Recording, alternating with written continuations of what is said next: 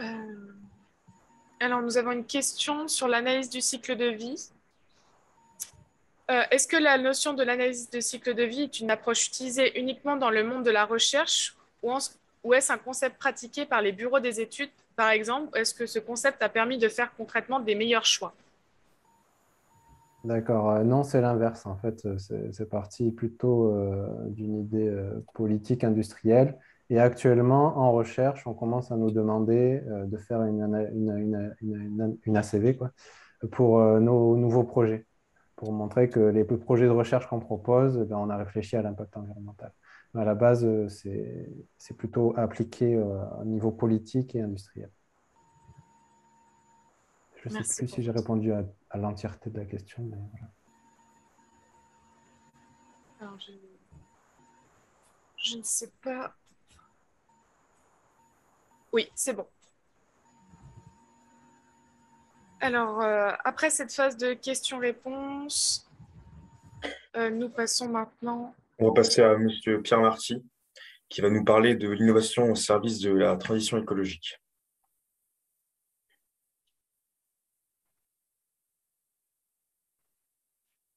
Est-ce que vous m'entendez bien? Oui, très bien. Oui, Oui.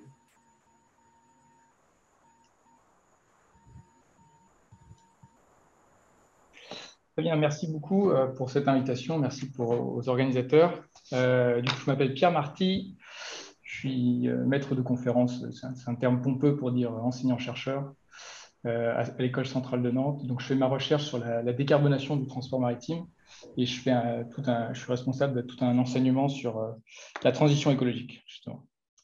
École centrale de Nantes, qui est une école d'ingénieurs. Donc, moi, j'ai décidé d'essayer de répondre partiellement à la problématique qui était la problématique initiale de la conférence, qui était innovation et environnement sont-ils compatibles? Alors, si j'avais 4 heures devant moi, j'aurais commencé par débattre de quel environnement est-ce qu'on souhaite, parce que la réponse n'a rien d'évident, et quelles innovations souhaitons-nous, parce qu'il y a des bonnes innovations, il y a des mauvaises innovations, tout dépend du contexte. Mais du coup, je vais me contenter d'une petite présentation et je vais essayer de défendre la cause de l'innovation technologique dans la lutte contre le réchauffement climatique, RC pour réchauffement climatique. Alors, juste un tout petit élément de warning, hein, en 15 minutes, je n'ai pas le temps de développer tout un tas d'éléments et de moduler mes propos, donc je fais de la vulgarisation, donc ça va forcément être rapide et approximatif. Je m'en excuse d'avance. Alors, un tout petit retour sur le réchauffement climatique. Le réchauffement climatique, c'est un problème de flux et de stock. Donc, nous, l'humanité, on est représenté par le robinet ici. Excusez-moi.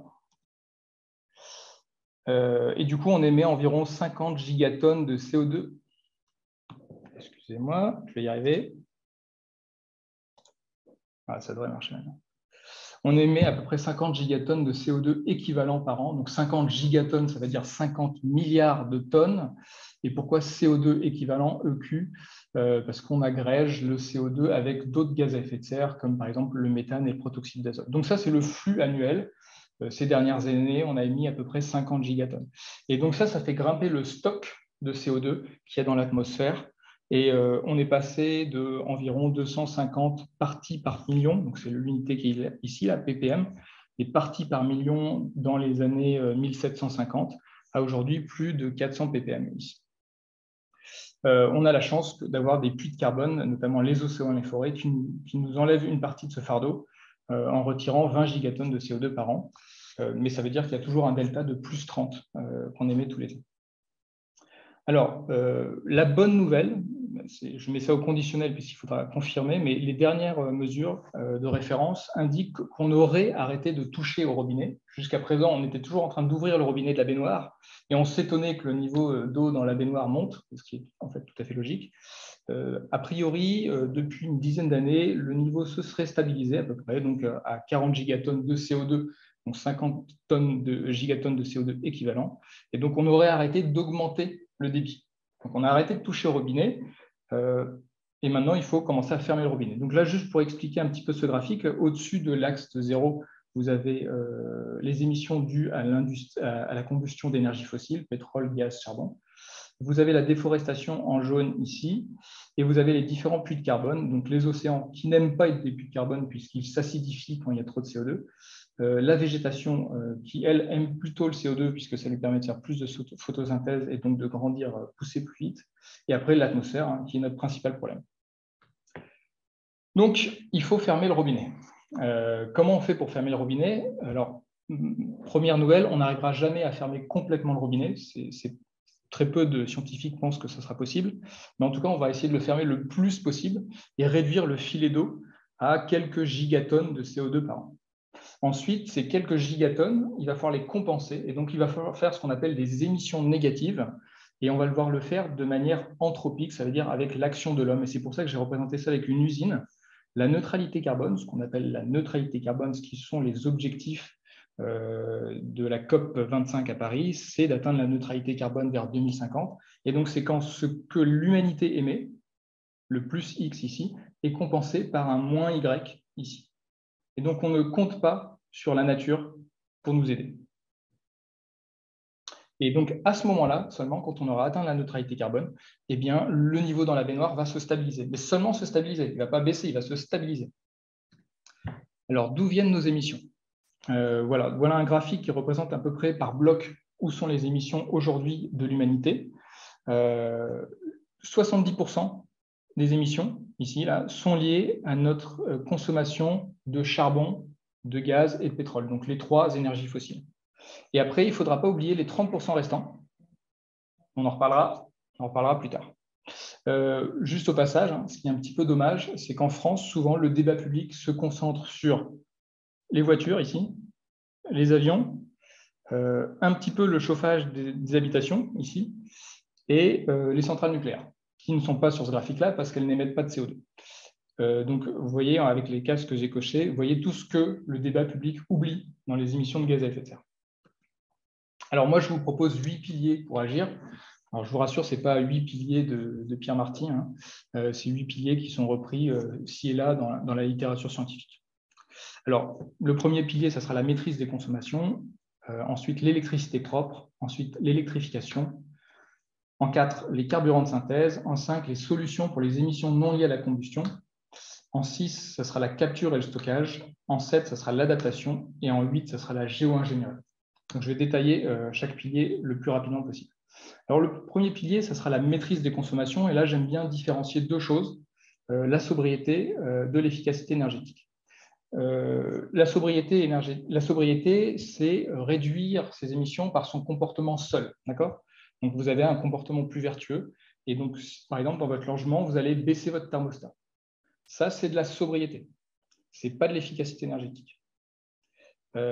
Par contre, l'efficacité énergétique, c'est ne pas se serrer la ceinture, garder le même niveau de confort de vie, mais par exemple, isoler sa maison. Donc, quand vous isolez votre maison, vous ne faites pas de la sobriété, vous faites de l'efficacité énergétique. Vous avez le même service, mais en consommant moins d'énergie et donc en émettant moins de CO2. C'est souvent ça qui cause de l'effet rebond, l'efficacité énergétique. Alors, moi, je critique un petit peu la sobriété. Je trouve qu'on en parle peut-être un peu trop dans le débat public français. Et du coup, j'ai essayé de trouver un chiffre qui montre quelle est la limite de la sobriété. Et donc, je me suis inspiré d'une étude de Negawatt, qui est une association française, qui est plutôt de type décroissante, donc très favorable à des actions de sobriété, et qui prévoit un scénario, qui a construit un scénario de neutralité carbone pour 2050. Et vous voyez sur ce graphique-là, c'est toute l'énergie consommée par la France en énergie primaire, et vous voyez que la sobriété, là, c'est l'orange foncé ici, et donc ça ne représente qu'une partie importante, mais marginale de l'action qu'il faudra faire pour réduire. Et ça ne représente que 13,8% du chemin à faire. Le reste, ici, là, sera fait avec de l'efficacité énergétique et des renouvelables, et donc ça représente tout le reste du chemin. N'oubliez pas que cette situation, elle n'est pas généralisable au reste du monde, puisqu'on est 7,8 milliards sur Terre, et il y a 7 milliards de personnes qui n'ont pas le niveau de vie d'un gilet jaune français. Donc, si on prend une association, qui n'est plus une association, qui est une institution, l'IEA, l'Agence internationale de l'énergie, dans son rapport Net Zéro, en 2021, elle prévoit plutôt que la sobriété ne permettra que de faire 6% du chemin. Tout le reste devra être fait avec de la technologie Donc là, 6% du chemin, c'est la partie mauve ici. Soit de la technologie qui est déjà sur le marché en bleu, soit de la technologie en cours de développement en orange. Ça, c'était le premier pilier. Le deuxième pilier, c'est de faire de l'électricité propre. Alors, la bonne nouvelle, c'est qu'on sait déjà faire de l'électricité propre, mais il faudra faire des progrès, notamment en termes économiques. Alors ici, je vous ai représenté sur un graphique, alors ce n'est pas moi qui l'ai fait, hein, c'est Our World in Data, qui est une source de très bonne qualité que je vous recommande, qui est en anglais, mais voilà, c'est une excellente source que je vous recommande. Ici sont représentées les principales sources d'énergie pour l'avenir qui permettent de faire de l'électricité. Et vous voyez qu'il y a les 4 qui sont décarbonés ici, et les 4 qui sont carbonés au-dessus, alors les 3 énergies fossiles plus la biomasse. La bonne nouvelle, c'est que les 4 qui sont décarbonés, les énergies renouvelables et nucléaires, elles sont très bonnes pour le climat et elles sont aussi très bonnes pour la santé humaine. Donc ça, c'est un gros point positif. Et vous voyez que, par exemple, le nucléaire, hein, ici, on indique que ça fait seulement 0,07 morts par térawattheure d'électricité produite. C'est 263 fois moins que si vous faites de l'électricité avec des chaudières fuel.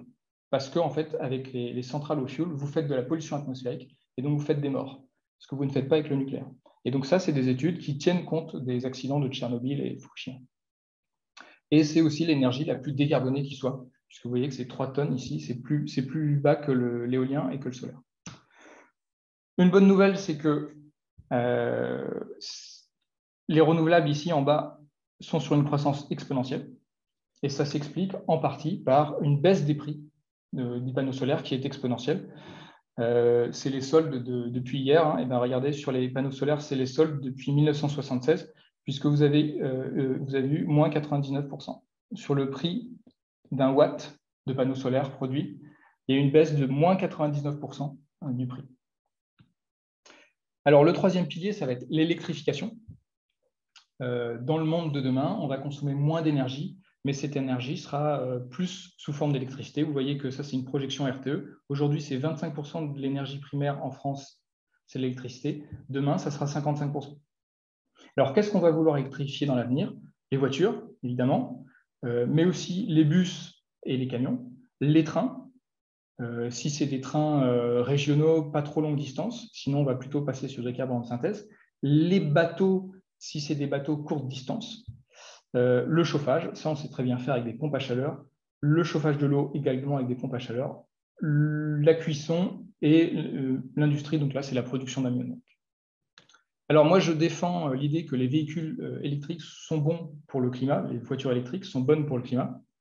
À l'utilisation, vous voyez que ici, donc ça c'est 2 études, ADEME et Ricardo, vous voyez que par rapport à une voiture essence, au kilomètre, à l'utilisation seulement, hein, vous émettez 185 grammes de CO2 par kilomètre avec un véhicule essence classique.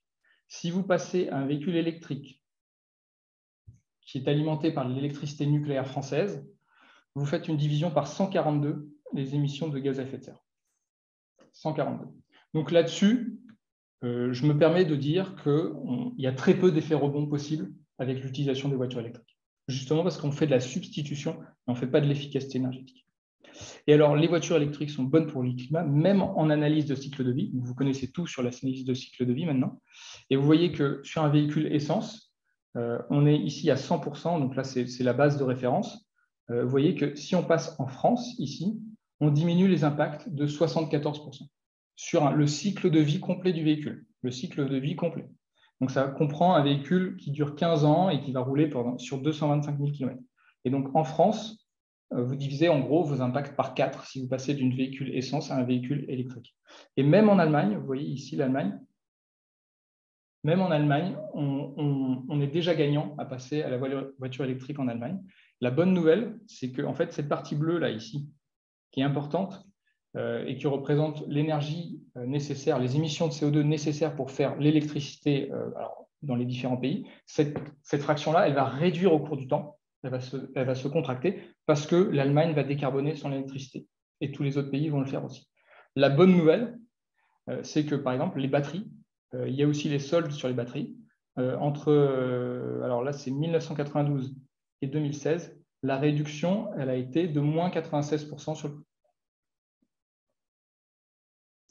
Alors, en quatrième pilier, on ne sera pas tout électrifié et donc certains usages vont devoir utiliser des carburants de synthèse qui vont consommer plus d'énergie, mais pour lesquels on ne peut pas utiliser de batterie parce que les batteries sont trop lourdes.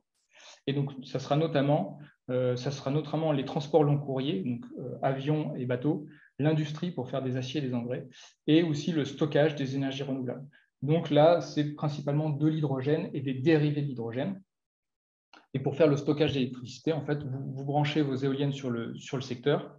Quand elles produisent trop d'électricité que ce que la consommation ne recommande, eh bien, vous pouvez fabriquer avec de l'électrolyse de l'eau, vous pouvez fabriquer de l'hydrogène que vous allez stocker ici et vous allez pouvoir réutiliser cet hydrogène pour faire de l'électricité quand il n'y a pas assez de vent. Alors, le poste numéro 5, c'est les solutions pour les émissions non liées à la combustion. Et vous vous souvenez, c'est les 30% qui sont ici, qu'il ne faut surtout pas oublier et pour lesquels il faut trouver des solutions. Mais c'est des solutions qui vont être compliquées à être mettre en œuvre et c'est notamment pour ça qu'on n'arrivera pas complètement à zéro, à réduire complètement nos émissions. Je ne vais pas les détailler ici, je n'ai pas le temps, mais il y a plusieurs pistes pour baisser ces émissions. Il y aura le bois d'œuvre, il y aura le biogaz, il y aura l'agriculture de précision, il y aura la conservation et la restauration des espaces naturels. Il y a des compléments alimentaires aussi qu'on peut donner aux vaches pour qu'elles arrêtent de rôter du méthane. Et il y a l'alimentation végétale. Juste un exemple sur le bois d'œuvre. Ça, c'est un building qui existe, qui est en Suède ou en Norvège, je crois, qui fait 84 mètres de haut et qui est principalement en bois. Et en fait, qu'est-ce que ça permet, le bois? Ça fait moins de béton, donc beaucoup moins de CO2 à la construction, moins d'acier, donc beaucoup moins de CO2 à la construction. Et comme le bois est issu de forêts qui sont gérées durablement, on séquestre du CO2 directement dans la structure du bâtiment. Donc là, on est quasiment sur des émissions négatives. Sixième point, on ne va pas arriver à zéro, c'est ce que je vous ai dit tout à l'heure, donc il va falloir capter le reste. Il va falloir capter le restant. Donc on va devoir faire ce qu'on appelle des émissions négatives. Ça peut être de la reforestation, mais ça peut être aussi de la bioénergie avec capture, ou ça peut être de la capture directe. Bon, je décris très très rapidement, mais du coup, la capture directe, vous avez des grands ventilateurs qui viennent brasser l'air et qui viennent capter le CO2 et l'enfouir dans le sous-sol. Et la bioénergie, c'est-à-dire vous brûlez du bois, mais qui est géré durablement, vous l'envoyez dans une centrale électrique. Au lieu de faire une centrale à charbon, vous faites une centrale à bois. Et vous, par contre, vous capturez le CO2 et vous l'envoyez dans le sous-sol. Alors, le point 7 est très important. Il va falloir s'adapter. Ce n'est pas du greenwashing. Il va falloir s'adapter parce que la situation va s'empirer. Si vous vous souvenez de mon exemple avec le Bécher ou la baignoire, durant les 30 prochaines années ou les 40 prochaines années, on va essayer de fermer le robinet. Mais ça va nous demander énormément d'efforts et ça va prendre énormément de temps. Et tant qu'on n'aura pas complètement fermé le robinet, le niveau dans la baignoire va continuer de monter. Et donc, les désagréments associés au réchauffement climatique vont continuer d'augmenter. Ça, c'est inévitable. En 2050, même si on a atteint la neutralité carbone, il fera plus chaud qu'aujourd'hui. C'est inévitable. Et donc, si on considère que la situation aujourd'hui n'est pas acceptable, eh bien, elle sera pire en 2050 et donc il faut s'adapter.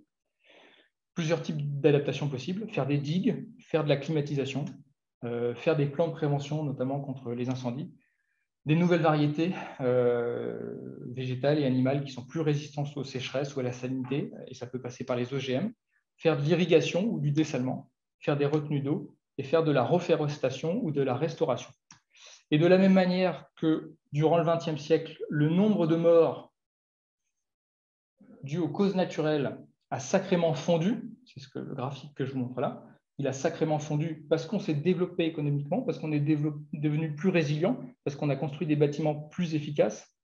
Eh bien, de la même manière, on peut espérer qu'au XXIe siècle, même si le réchauffement climatique augmente le nombre de catastrophes naturelles, le nombre de morts restera minime et voire baissera grâce au développement technologique et au développement économique. Ensuite, le dernier point, c'est ce qu'on appelle la géo-ingénierie. Donc, c'est modifier le climat activement. Et ça, c'est plutôt un truc au cas où, si on n'arrive pas à tenir, nos engagements et si on considère que la situation n'est pas tenable. Un Indien et un Pakistanais peut se dire que la situation n'est pas acceptable aujourd'hui. Or, on n'est que à 1,2 degré de réchauffement. Donc, peut-être qu'il faudrait déjà penser à faire de la géo-ingénierie. C'est juste une idée. Donc, un exemple de géo-ingénierie, il y en a plein. Et un exemple est inspiré de la nature, c'est-à-dire du volcanisme. En 1991, il y a un volcan qui s'appelle le Pinatubo qui a explosé, qui est entré en éruption aux Philippines.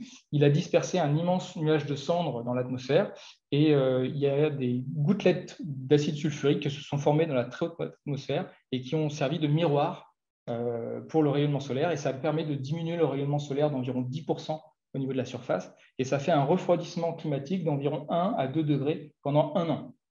Et donc l'idée, ça serait de reproduire la même chose en mieux, en moins toxique, avec des avions qui disperseraient des particules. Là, ça serait d'acide sulfurique, mais ça peut être autre chose. Il y a d'autres idées sur la table. Ça peut être l'alcanisation des océans, la fertilisation des océans, la génération de nuages, les peintures blanches sur les toitures, c'est une forme de géo-ingénierie, faire des arbres OGM qui poussent plus vite, etc. Alors, bien sûr, ça pose tout un tas de problèmes. Quelle gouvernance, quel climat choisir, quels sont les effets secondaires, est-ce que ça peut être considéré comme une arme et comment on s'arrête. Alors, voilà, il y a les 8 piliers pour agir, j'ai bientôt terminé. Je tiens à dire que sur ces 8 piliers, en fait, si vous regardez bien, eh bien, tous nécessitent de la technologie, et majoritairement de la technologie, et souvent de la high-tech, de la haute technologie. Si on regarde juste les prévisions de l'IEA pour les 10 prochaines années, vous voyez, ils disent x4 en solaire et en éolien, x18 sur les voitures électriques. Par contre, effectivement, il faut faire un x4 ou un peu plus sur tous les minéraux critiques comme le lithium, le cobalt et ce genre de matériaux. Aujourd'hui, notre empreinte carbone, elle baisse. En France, notre empreinte carbone baisse. Depuis 20 ans, elle baisse, même en tenant compte des importations. C'est les données officielles, vous voyez. Mais elle ne baisse pas assez vite. Alors, comment on peut faire pour accélérer? Eh bien, il faut tout un tas de technologies. Ça, c'est encore une fois, c'est l'IEA qui le dit. Et vous voyez, Under Development Technology pour 2050, eh c'est tous les textes que vous voyez en jaune ici. Et c'est à chaque fois, c'est de la high-tech. Alors, je conclue juste en disant que Homo sapiens n'est pas la première espèce à modifier le climat. On est peut-être la première espèce à modifier le climat en connaissance de cause, mais je pense par contre qu'on est aussi la première espèce à essayer de corriger les erreurs qu'on a faites par le passé. Et je compte notamment beaucoup sur la jeunesse pour ça. Merci. Merci, Monsieur Pierre Marty, pour votre intervention. Très intéressante. Nous allons passer maintenant à Monsieur Démon sur la low technologie. Je vous laisse prendre la parole. Bonjour à tous, donc c'est Guillaume Démon, je suis coordinateur de l'association Collectifère en Mayenne. Donc asso qui a pour but de fabriquer des aménagements intérieurs, extérieurs, mobiliers à partir de matériaux de réemploi et également proposer des chantiers participatifs. Et donc je vais vous parler des low-tech comme on dit. Et pour ça, est-ce que ça s'affiche bien à l'écran? Tout le monde voit ma présentation? Oui. Super. Donc, on va faire un petit virage à 180 degrés par rapport à la présentation de Monsieur Marty. Donc, ça va être sympa. Je vais commencer déjà par définir ce que c'est les low-tech. Donc, on peut les traduire par basse technologie. Et donc, c'est construit par opposition au terme high-tech. Forcément, vous l'aurez compris si tout le monde parle légèrement anglais. Et on va voir que cette opposition, elle n'est pas seulement étymologique, on va dire qu'elle est sur quasiment tous les aspects de ces deux concepts. Et donc pour les low-tech, on va davantage considérer que c'est la démarche qui importe que le résultat. Donc je ne vais pas développer cette petite phrase, vous allez comprendre au fur et à mesure de mon explication qu'il y a toute une démarche derrière on va dire des objets ou des systèmes low-tech. Et pour définir les low-tech, ce que je ne vais pas pouvoir faire, moi je ne vais pas rentrer dans les chiffres comme on a pu voir sur les présentations précédentes. Je vais plutôt faire une explication sur ce qu'est le concept, puisque ce n'est pas encore très bien connu, malgré quelques initiés, on va dire, qui font ça dans leur coin, mais ça commence tout doucement et je pensais qu'il était important de faire déjà de la sensibilisation et puis de partager cette même culture. Donc pour définir une low-tech, donc basse technologie, le premier principe, il faut que ce soit une technologie utile. Donc utile, on entend par la réponse à un besoin qui est essentiel et dans tous les domaines du quotidien. Donc ça va être l'énergie, l'alimentation, l'eau, matériaux, habitat, etc. Donc donc, besoin essentiel, on va... Voilà, donc là, il y a une photo, par exemple, d'un capteur solaire à air. Donc là, ça va être pour chauffer son habitat. Et ça, je pense qu'on peut quasiment être tous d'accord sur le fait que c'est essentiel. Et en comparaison, on va parler du dernier iPhone. Et donc là, on va voir est-ce qu'il y a besoin d'aller travailler des low-tech sur un smartphone. L'aspect essentiel du besoin peut être assez vite remis en question, comme pas mal de technologies à mon sens. En deuxième point, on va avoir le principe de durabilité. Donc, l'impact environnemental doit être faible à toutes les étapes. Donc, c'est bien, on a vu la CV juste avant. Une low-tech, en fait, elle va être considérée comme low-tech en elle-même et durable si, de la fabrication à l'utilisation jusqu'à la fin de vie, elle est écologiquement pertinente. Donc, pour ça, on va pouvoir utiliser des matériaux naturels. Là, on voit que le capteur solaire à air, il est fait à partir de bois et d'ardoise. Pourquoi pas des matériaux extraits localement ou issus du réemploi, comme on peut faire dans mon association. Mais il faut également que ce soit facilement réparable ou modifiable. Donc l'idée, c'est que, comme on l'a vu sur la vidéo avec l'économie circulaire, c'est que plus on prolonge la durée de vie du produit, et mieux c'est. Et malheureusement, notre système économique est fait pour faire des profits et toujours plus chaque année, ce qu'on appelle la croissance. Et la durabilité est vraiment l'ennemi de ce système-là. Donc voilà, il y a des choses à questionner sur cet aspect-là. Et ça fait le lien avec l'obsolescence programmée. En troisième principe, on va voir l'accessibilité. Alors c'est au sens large. On attend accessibilité d'une technologie par le fait qu'elle puisse être appropriée par le plus grand nombre. Et donc, ne pas laisser des gens, on va dire, sur le carreau. Donc, il faut que ce soit facile à utiliser, facile à réparer et à fabriquer, et à un coût raisonnable. Et donc là, on voit que l'opposition par rapport à la high-tech dont je vous parlais tout à l'heure, là, c'est peut-être la plus flagrante. C'est que, je prends un exemple, je vois un micro-ondes, je ne sais pas du tout comment fonctionne un micro-ondes, je ne sais pas comment je pourrais faire pour le réparer s'il ne marchait pas. Et c'est la même chose pour les nouvelles voitures, puisque récemment, mon garagiste m'a dit qu'il ne pouvait pas réparer ma voiture puisqu'il lui fallait la valise et qu'il n'avait pas la carte électronique au garage. Donc là, on arrive à l'exemple que tout le monde a pu vivre, je pense, à l'heure actuelle, et dont on a parlé également avec l'association HOP sur l'obsolescence programmée. Et puis à l'aspect financier également.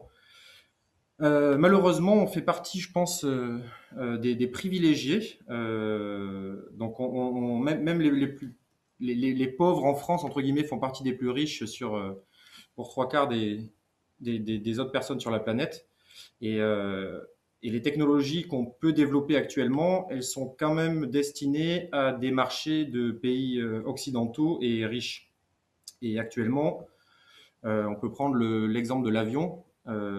C'est très bien, ça peut être pratique, bon, c'est polluant et on va dire que heureusement, il n'y a que 11% des personnes sur la planète qui prennent l'avion. Donc voilà, parce que le coût financier n'est pas supportable par tout le monde et que les infrastructures nécessaires ne sont pas supportables par des pays ou des États partout à travers le monde.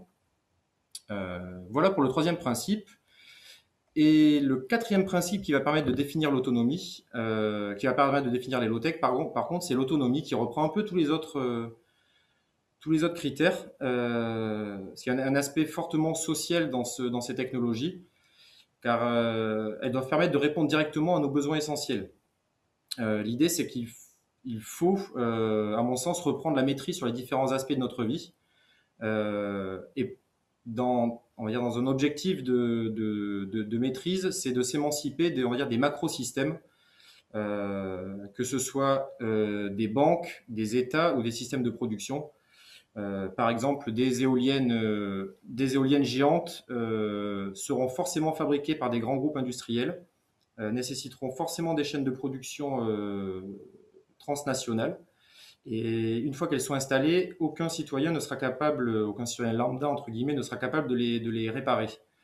Donc après, il y a d'autres modèles d'éoliennes plutôt individuelles, avec des inconvénients, parce qu'on n'est pas du tout sur les mêmes niveaux de production, mais qui sont constructibles on va dire, chez soi et qui sont beaucoup moins énergivores en production. Mais bon, c'est pour revenir sur cet aspect maîtrise de la technologie qui est pour moi essentiel et qui est là, à mon sens, totalement en opposition avec la high-tech, c'est qu'on on va pouvoir reprendre le contrôle sur tout ce qui fait notre quotidien. Contrairement à la high-tech qui finalement nous fait perdre nos moyens d'action sur tout ce qui nous contrôle, que ce soit dans l'habitat avec une VMC double flux dont personne ne sait vraiment comment ça marche et ne pourrait la réparer si ça tombe en panne. On peut, sans aller jusque-là, aller sur des volets roulants où voilà, s'il n'y a plus d'électricité chez vous, parce que ça arrive de temps en temps, une petite coupure, eh bien, vous ne pouvez pas ouvrir vos volets. C'est bien dommage. Et donc les low-tech vont prendre tout ça en compte avec en plus l'aspect social. Et je ne parle pas en plus de l'aspect social avec des pays qu'on appelle du Sud, qui sont largement exploités pour que nous ayons tous ces beaux accessoires. Donc les ambitions, si j'ai essayé de concentrer tout ça dans une petite phrase, s'appelle moins mais mieux. Et moins, actuellement le terme moins peut faire peur parce que on nous vend plutôt du toujours plus. Et c'est pour ça qu'on met mieux derrière, ça permet de faire passer un petit peu ce moins qui peut être anxiogène. Mais l'idée, c'est de répondre aux besoins essentiels et de respecter les limites écologiques. Donc une technologie low-tech doit répondre à ces deux critères. Se réapproprier la maîtrise des objets qui nous entourent, donc l'émancipation par l'autonomie. Et bien sûr, ça c'est la référence à ce que j'ai fait au départ, c'est prioriser l'utilité sociale plutôt que la rentabilité économique. Et donc là, ça peut faire grincer pas mal d'acteurs économiques ou politiques, grincer des dents, pardon, pas mal d'acteurs économiques et politiques, puisque actuellement, on a un objectif, de croissance économique. Et c'est vrai que si on ne l'atteint pas chaque année, c'est la descente aux enfers. On peut le voir dernièrement avec les années qu'on a vécues. Et apparemment, d'après les promesses, tout ira mieux si on investit encore plus dans la voie qu'on a choisie depuis plusieurs dizaines d'années. Donc voilà, pour ceux qui y croient, je suis admiratif. Je vais conclure assez rapidement et pour laisser pas mal de place aux questions aussi. Donc à l'opposé du high-tech, les low-tech visent un modèle de société qui est socialement plus juste. Donc là, on va parler toujours de la maîtrise de ce qui nous entoure, du fait de pouvoir faire soi-même et du respect également des populations qui sont à l'autre bout de la planète et qui est radicalement plus écologique, puisque le but déjà c'est de ne pas produire ce qui n'est pas nécessaire et plutôt que de croire en de futurs gains d'efficacité énergétique, c'est d'ores et déjà radicalement changer notre système économique et notre système de production. Et donc, j'ai une petite citation qui m'avait plu. C'est le pape François qui l'avait dite, c'était l'heure est venue d'accepter une certaine décroissance dans quelques parties du monde, mettant à disposition des ressources pour une saine croissance en d'autres parties. Et donc ça, c'est pour, on va dire aussi faire comprendre que, on va dire sur un PowerPoint et dit comme je le dis, ça paraît sympa. Alors peut-être pour moi en tout cas. Et malheureusement, il va y avoir des gros conflits et c'est pas si facile que ça. Parce qu'il y a une partie du monde qui va devoir faire une croix sur pas mal de choses pour que d'autres puissent vivre dignement. Et donc il y a de légers détails à régler. J'ai essayé d'en trouver quelques-uns qui pourraient faire débat. C'est comment on va déterminer les besoins qui sont essentiels. Donc qu'est-ce qu'on va produire, ne pas ou ne plus produire. Donc ça, la question est posée. Actuellement, on ne nous demande pas si on veut des voitures électriques ou pas. C'est imposé, on ne sait d'où, mais c'est comme une évidence. Il faudra des voitures électriques. Alors, je ne sais pas à quel moment on a débattu de ça, mais ça s'est imposé. Et la question des low-tech, c'est aussi de dire, vu qu'on veut être autonome et avoir une maîtrise, il faut qu'il y ait un débat citoyen sur la direction qu'on veut prendre sur nos systèmes de production. Ensuite, c'est quel niveau d'organisation, grosse faute d'orthographe, quel niveau d'organisation pour décider? Est-ce que c'est local, régional, mondial, sachant qu'il y a des ressources localement qu'on n'aura pas. Donc, on a une forte interdépendance vis-à-vis des autres, et d'autant plus actuellement avec un contexte de mondialisation. Et donc, comment on fait à nouveau pour décider de ce qu'on produit ou pas, sachant que tout a un impact sur nos voisins, et d'autant plus à notre échelle maintenant dans notre société. Et puis le dernier petit point qui peut être légèrement bloquant, c'est est-ce qu'on peut désirer une société low-tech comme je vous ai décrit s'il nous est inimaginable de vivre sans smartphone? Et donc ça, c'est pour parler un peu de l'imaginaire qu'il y a derrière tout ça. On est devenu très dépendant de pas mal de choses, donc notamment Internet, outil qu'on utilise et qui existe depuis quelques dizaines d'années, mais sur l'histoire de notre civilisation moderne, c'est quand même très court. Et parfois, en discutant avec des personnes, c'est pour elles inimaginable de dire que le smartphone ne fera plus partie de leur vie peut-être dans 10 ans. Et c'est quelque chose d'inconcevable, alors que ça n'existait pas il y a encore quelques années. Et je me dis, est-ce qu'une société de low-tech, comme certains la proposent, est-ce qu'elle peut advenir si elle n'est même pas imaginable par certaines personnes? Donc voilà, c'était pour ouvrir un petit peu le débat et puis pouvoir ensuite échanger avec vous sur ce concept de low-tech. Et c'est la fin de ma présentation, je vous remercie. Merci beaucoup pour votre intervention, Monsieur Desmond. Nous allons passer à la phase de questions-réponses tout de suite. Donc, on a eu dans le chat quelques questions pour Monsieur Pierre Marty. Vous semblez partir du fait qu'on va commencer moins d'énergie dans le futur. Or, d'autres études montrent que l'augmentation de consommation d'énergie est exceptionnelle. D'où viennent ces visions contraires d'après vous? Pardon? C'est exponentiel, je crois, le terme. Exponentielle, oui, pardon, excusez-moi.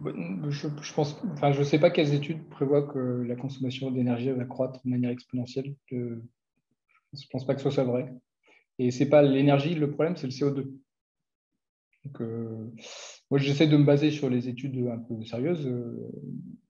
RTE et l'IEA ne considèrent pas que l'énergie va croître de manière exponentielle au XXIe siècle, et les études du GIEC non plus. Donc, je pense que c'est la deuxième partie de la question est tout simplement fausse. Pas de souci. Deuxième question. Pourquoi vous considérez qu'il n'y a pas d'effet rebond avec l'instauration de voitures électriques? Alors, je dirais plutôt qu'il y a très, très peu d'effets rebond. Je ne sais plus par combien on divisait à l'utilisation. En fait, ce qu'on voit, c'est que la voiture électrique, son impact carbone, c'est à la construction. Et j'insiste sur le fait que cet impact carbone, il va pouvoir réduire à l'avenir, puisqu'on va faire de l'extraction de minerais qui va pouvoir être décarbonée, on va pouvoir faire des usines en France qui vont être décarbonées. Donc la phase qui aujourd'hui on paye cher, on va pouvoir la baisser à l'avenir, au fur et à mesure que le reste du monde va se décarboner. Mais à l'utilisation, on voit que l'impact, il est minime. Donc, que vous utilisiez votre voiture en fait 100 000 ou 200 000 ou 300 000 km, ça ne change pas grand-chose au final, surtout en France, parce qu'on a du nucléaire. Et du coup, en fait, mon slide, je crois que c'était une division par 100 ou plus de 100, je ne sais plus. L'effet rebond, typiquement, c'est sur l'efficacité énergétique. C'est-à-dire que vous achetez une nouvelle voiture qui consomme 20% de moins. Du coup, vous payez 20% de moins à la pompe et vous permettez de faire du coup 20% de kilomètres en plus. C'est ça l'effet rebond. Du coup, pour la planète, c'est neutre. Alors, à modérer quand même, parce que l'effet rebond, il est quand même rarement supérieur à 100%. Donc souvent, il y a quand même un gain à passer à des technologies plus sobres en énergie. Il n'y a qu'à penser au LED. On consomme moins d'énergie pour l'éclairage en France qu'il y a 20 ans. C'est parce qu'on est sur des éclairages plus efficaces. Et donc, ce petit gain que vous pouvez avoir, cet effet rebond que vous pouvez avoir avec l'efficacité énergétique, vous ne l'avez quasiment pas avec la substitution ou le changement d'énergie. Personne ne va faire 100 fois plus de kilomètres parce qu'il a une voiture électrique plutôt qu'une thermique. Peut-être, imaginons même il fait 2 fois plus de kilomètres, ce qui est quand même un scénario assez improbable, ça restera en termes de CO2 bien meilleur. Donc, c'est pour ça que je considère qu'il y a très peu d'effets rebond avec l'instauration des voitures électriques. Merci pour votre réponse. Et dernière question pour vous, Monsieur Marty. Qui du développement rapide d'autres pays que la France, qui ont peu d'infrastructures énergétiques et des besoins croissants avec une population beaucoup plus conséquente, d'un point de vue moral, il paraît improbable de leur imposer une sortie des énergies fossiles. Que proposez-vous? Alors, je suis tout à fait d'accord. Et personne ne va leur imposer quoi que ce soit, parce qu'on n'a pas notre mot à dire. L'Afrique va se développer, elle est tout à fait en droit de se développer, et je lui souhaite de se développer le plus rapidement possible. C'est à nous, au contraire, j'ai envie de dire, pays peut-être un petit peu en avance, de leur proposer les technologies les plus vertes pour éviter justement qu'ils aillent dans les technologies fossiles. Et ça va se faire avec le prix. Si on est capable de leur fournir des panneaux solaires qui produisent de l'énergie moins chère qu'une centrale à charbon, ils ne sont pas bêtes, ils vont prendre des panneaux solaires. Alors aujourd'hui, les panneaux solaires, le problème, ça sera aujourd'hui et ce sera demain pareil, c'est que ce n'est pas pilotable. Donc c'est pour ça que même quand l'énergie solaire est pas chère, les Indiens ils préfèrent installer de la centrale à charbon. Mais si demain on arrive à faire des panneaux solaires pas chers ou des batteries pas chères pour stocker l'énergie solaire, et peut-être demain des centrales nucléaires pas chères, eh bien dans ce cas-là, ces pays-là auront tout intérêt à adopter directement les énergies décarbonées plutôt que les énergies fossiles. Merci pour votre réponse. Alors, est-ce que vous avez d'autres questions par rapport aux interventions qui ont été effectuées dans le public? Alors, une question sur les low technologies. Alors, pour vous, Monsieur Desmond, alors, vous dites que les low-tech doivent être accessibles au plus grand nombre, mais sont-elles compatibles avec notre mode de vie? Est-ce possible de les utiliser sans faire un recul sur le plan technologique? Est-ce qu'elles sont... Enfin, faire un recul sur le plan technologique, j'ai un peu de mal avec cet imaginaire du progrès qui... Je ne sais pas si quand on est allé un peu trop loin, peut-être que reculer, c'est bien. Si vous voyez ce que je veux dire, c'est que quand c'est toujours plus, c'est pas forcément toujours mieux. Donc je pense que les low-tech, elles sont pas, c'est pas la caricature du retour à la bougie, parce que c'est quelque chose de très enthousiasmant comme façon d'innover. Et en plus, derrière tout ça, on y met beaucoup de valeur. Donc je pense que à mon sens, dans l'imaginaire, comme je disais tout à l'heure, à mon sens, dans l'imaginaire actuel, ça va être dur de se projeter dans une société pareille. À mon avis, elle adviendra de façon subie, petit à petit. Et c'est bien dommage, mais je pense oui, que l'humanité a vécu bien différemment de nous pendant plusieurs milliers d'années, donc je pense qu'on va y arriver, on en est capable. Mais on a peut-être encore du mal à se l'imaginer, et vu que ça fait peur, on, on, on essaie d'imaginer autre chose pour certains. Voilà, j'espère avoir répondu à la question. Je voudrais compléter, du coup, en tant qu'administratrice de cette association qu'est le Collectif R. Moi, je suis un peu un pied dans chacun des deux mondes, on va dire, le high-tech et le low-tech. Et j'ai pu percevoir l'intérêt justement de rendre cette innovation de modèle. En fait, le low-tech, pour moi, c'est une innovation de modèle. C'est une manière de penser différente. Et pour être sûr que ça puisse avancer dans l'état d'esprit collectif, il faut le rendre concret. Et c'est en tout cas ce qu'on s'attache à faire dans cette association. Et du coup, j'ai pu voir que finalement, ce n'est pas du tout un retour en arrière technologique. Comme le proposait, je crois, Bruno Coudour là, dans le chat, on peut faire du flexi-tech. Effectivement, on ne peut pas nier le high-tech, mais tout comme on ne peut pas nier non plus le besoin de mettre peut-être un sens différent et peut-être d'envisager ce que nous apporte le low-tech. En fait, il ne faudrait pas opposer les deux, mais se demander à chaque fois, est-ce que c'est bien utile? Ce que je suis en train de faire, je pense que c'est intéressant à chaque fois de se poser la question, est-ce que là, j'ai besoin de peut-être faire une technologie un peu plus avancée, peut-être dans des sujets complexes, mais pas forcément, là encore, trouver que c'est le seul moyen d'y répondre. Et en low-tech, de la même manière, pas toujours la seule façon de répondre non plus à un enjeu.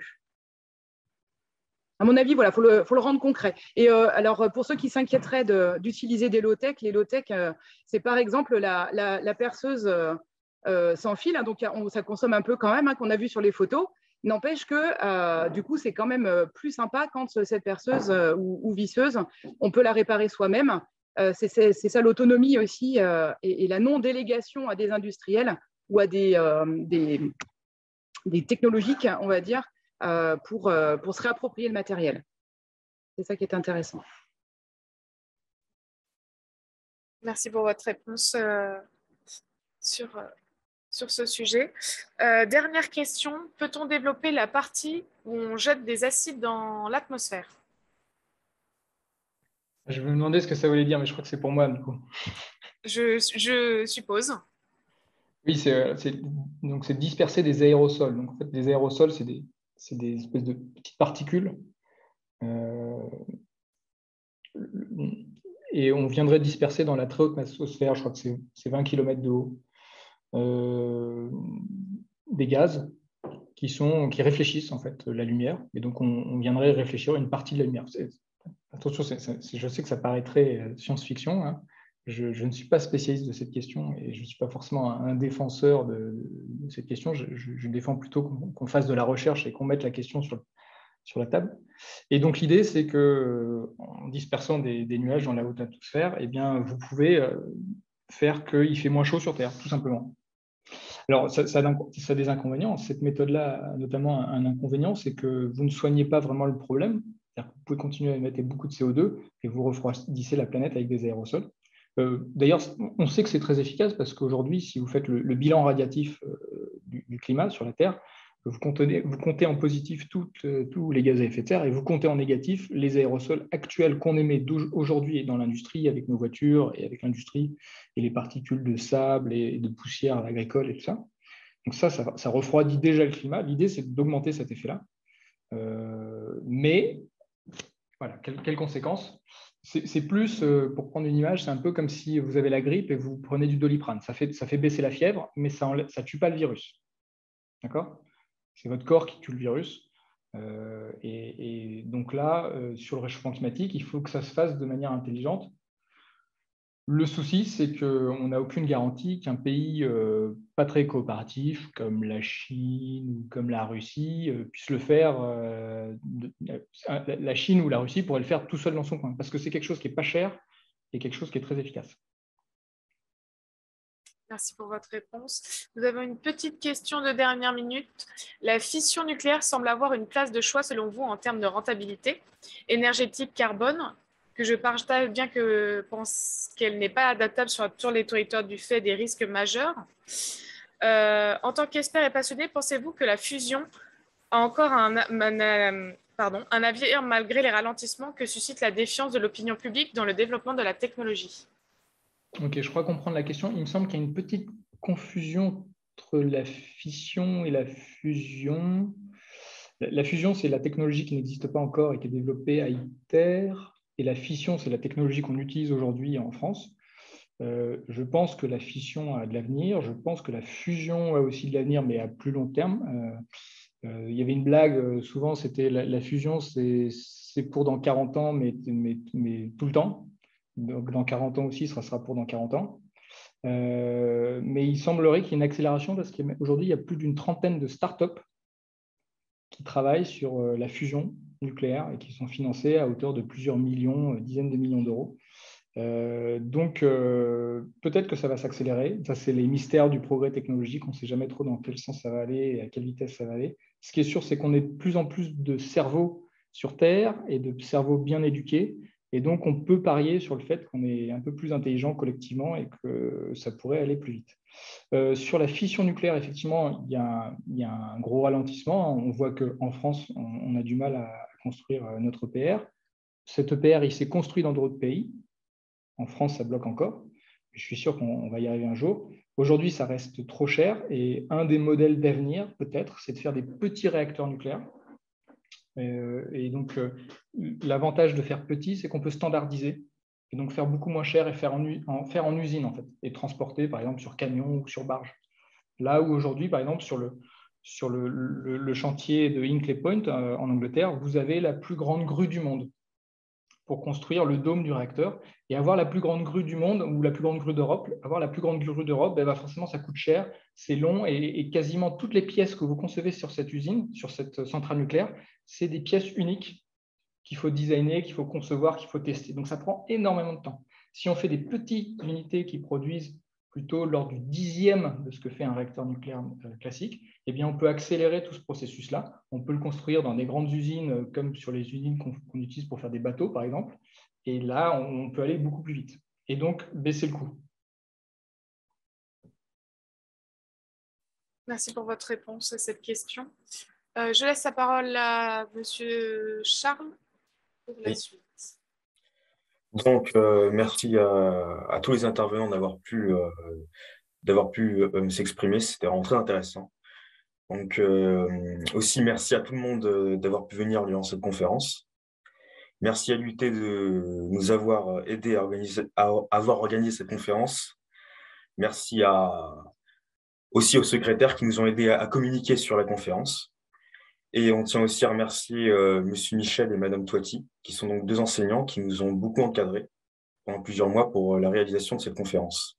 D'ailleurs, si éventuellement ils veulent s'exprimer, on leur laisse la parole. Oui, merci beaucoup. Je vais prendre la parole très, très brièvement. Moi, je n'ai aucune expertise dans les domaines qui ont intéressé notre public ce soir, mais je vais me substituer à Madame Burton, la directrice du département, qui, je crois, est encore absente. La pauvre, elle vous présente toutes ses excuses. Elle a dû assister à un conseil de direction qui a duré. Donc, pour ceux qui ne me connaissent pas, il y en a sûrement dans la salle virtuelle. Je ne suis pas Luna Gaudry, parce que pendant un long moment, c'était le nom qui était indiqué sur ma petite fenêtre. Je suis donc Cédric Michel, je suis le co-responsable de la licence QHSSE Parcours SMI, dont nos deux étudiants sont issus, avec un de mes collègues qui s'appelle Pascal Bakou, qui lui aussi vous prie de bien vouloir l'excuser pour son absence. Pour refaire un petit rappel historique très très bref, le département Clio organise en collaboration avec l'ADA des conférences didactiques depuis plusieurs années. Je crois qu'on est à la 6e conférence. On a eu droit à l'impact de la robotique sur le marché du travail, les problématiques de la nouvelle... les nouveaux modes alimentaires. Oui. Il y avait l'hyperconnexion aussi. Ah, pardon. Il y avait l'hyperconnexion, je disais. Oui, tout à fait, l'hyperconnexion. On en a fait, oui, 5 déjà. D'ailleurs, Marie, j'en profite puisque je raconte à chaque fois l'anecdote, mais je trouve que c'est intéressant de la rappeler parce qu'elle me semble bien refléter la nature de l'événement qu'on a voulu monter ensemble. Donc, je vais continuer à radoter. Tout ça, c'est parti de la terrasse d'un obscur café parisien près de la gare Saint-Lazare, si je me souviens bien. Et alors qu'on était sur un tout autre projet, Marie commence à me dire ce serait bien d'essayer d'unir le potentiel d'action de l'association dont tu étais à l'époque présidente et celui de l'université pour réaliser un événement super intéressant. Donc, cette année, je trouve que le challenge est vraiment remporté parce que j'ai particulièrement apprécié la nouvelle mouture avec des éclairages qui ont été différents, parfois opposés, mais je trouve toujours complémentaires. C'est un débat d'idées qui était vraiment enrichissant. Donc, encore une fois, Marie, je te remercie. Toujours aussi vaillante et dynamique malgré les aléas. Je remercie Madame Tolmer, grâce à qui on aura bien compris comment on peut se faire avoir avec les cartouches d'encre. Et autre chose intéressante, j'avoue que je n'avais jamais pressenti l'idée que finalement l'obsolescence pouvait également être esthétique. Et c'est vrai que finalement, quand on réfléchit dans notre vie quotidienne, on a aussi malheureusement ce type de réflexion.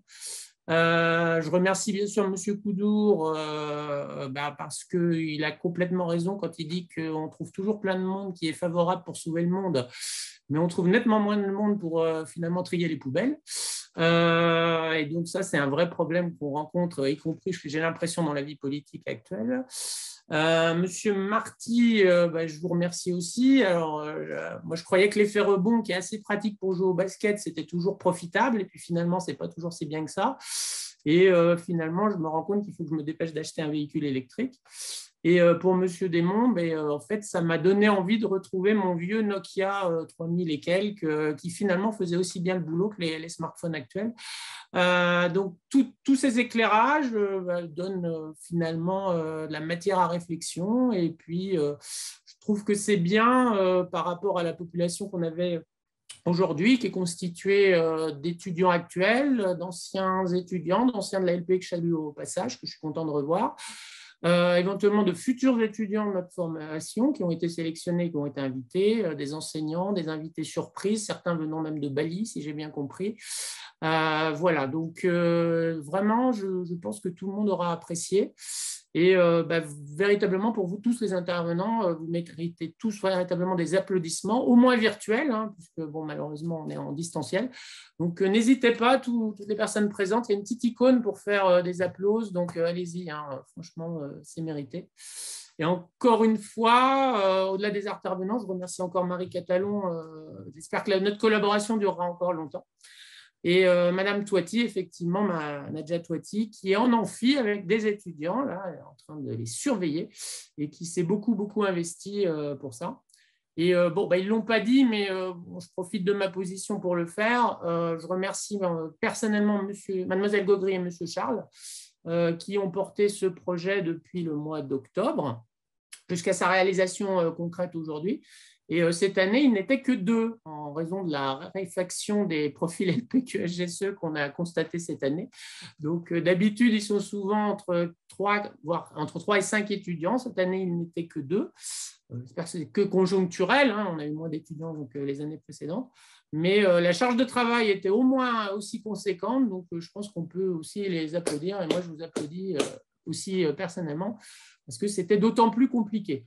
Dans les choses qui me semblent importantes, sauf erreur de ma part, vous me corrigerez, il y aura une vidéo qui sera mise en place pour les gens qui souhaiteraient consulter donc cette conférence de manière asynchrone, qui n'ont pas pu être présents aujourd'hui. Et comme je pense qu'elle porte beaucoup de messages importants, n'hésitez pas à communiquer sur cette conférence autour de vous. Et normalement, les étudiants vont transmettre le futur lien de la vidéo bientôt. On cherche à avoir un maximum de likes, donc n'hésitez pas, transmettez l'information. Voilà. Merci encore. Je ne sais pas si Marie, tu veux prendre la parole peut-être.